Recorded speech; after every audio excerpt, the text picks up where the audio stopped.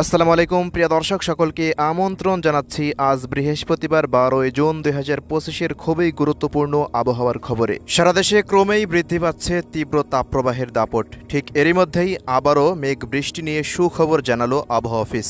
আগামী 72 ঘন্টা পর দেশের আবহাওয়ায় আবারও শুরু হতে পারে বিরাট বড় পরিবর্তন। উত্তরবঙ্গের দিক থেকে দেশের মধ্যে আবারও প্রবেশ করতে পারে শক্তিশালী বৃষ্টিবলয়। আগামী 16 জুন হতে 22 জুনের মধ্যে দেশের বিভিন্ন অঞ্চল জুড়ে আবারও মাঝারি থেকে ভারী বৃষ্টির সম্ভাবনা। এদিকে গতকালের মতো আজ রাতেও দেশের বিভিন্ন অঞ্চলে হালকা থেকে মাঝারি মানের বৃষ্টিপাতের সতর্কতা। তো প্রিয় দর্শক, কে কোন জেলা থেকে দেখছেন কমেন্ট করে জানিয়ে দিন। প্রতিনিয়ত আবহাওয়ার খবর পেতে আমাদের ইউটিউব চ্যানেলটিকে সাবস্ক্রাইব করে রাখুন।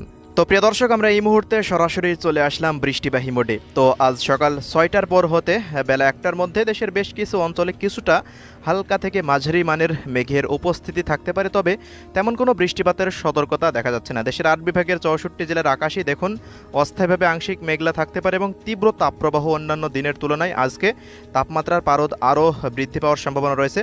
প্রায় পশ্চিমাঞ্চলের জেলাগুলি দিয়ে 41 ডিগ্রি সেলসিয়াস পর্যন্ত তাপমাত্রা উঠে যেতে পারে, তবে চট্টগ্রাম বিভাগের জেলাগুলির ওপর দিয়ে তাপমাত্রা পরিস্থিতি স্বাভাবিক থাকবে, প্রায় 30-32 ডিগ্রি সেলসিয়াস মতো থাকতে পারে।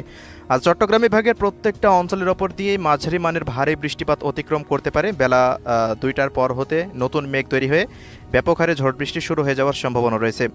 এছাড়া দেশের 1টা পর্যন্ত আবহাওয়ায় যা দেখা যাচ্ছে, অধিকাংশ জেলার আকাশ পরিষ্কার থাকছে। ভারতের পশ্চিমবঙ্গের দিকেও একই আবহাওয়া বিরাজমান থাকবে, উত্তরবঙ্গ, আসাম, মেঘালয়, ত্রিপুরা রাজ্যেও। তো প্রিয় দর্শক, বেলা 3টার পর হতে দেখুন আস্তে আস্তে কিছুটা ক্ষুদ্র ক্ষুদ্র মেঘমালা তৈরি হতে পারে দেশের 8 বিভাগের বিভিন্ন অঞ্চলের ওপর দিয়েই। সবচেয়ে বেশি ভারী মেঘ আজ তৈরি হওয়ার সম্ভাবনার কথা দেখা যাচ্ছে চট্টগ্রাম বিভাগের জেলাগুলির ওপর দিয়ে।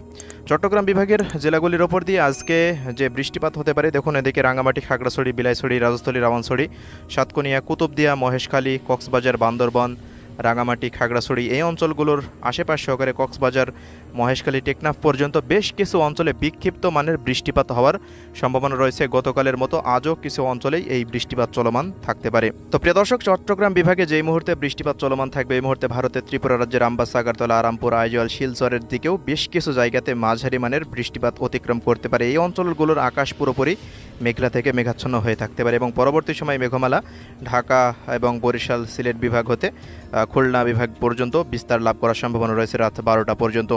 পরবর্তী সময়ের দিকে আজকে খুলনা বিভাগের কলাপাড়া, পাথরঘাটা, চরফ্যাশন, বুরহানুদ্দিন, লালমোহন, বরিশাল, ভোলা, কাউখালী, জিয়ানগর, মঠবাড়িয়া, এদিকে বরগুনা জেলা, ঝালকাঠির আশেপাশ দিয়ে, মির্জাগঞ্জের আশেপাশ দিয়ে, পিরোজপুর জেলার আশেপাশ দিয়ে মাঝারি মানের বৃষ্টিপাত হতে পারে আজ বেলা 3টার পর হতে রাত 12টার মধ্যে।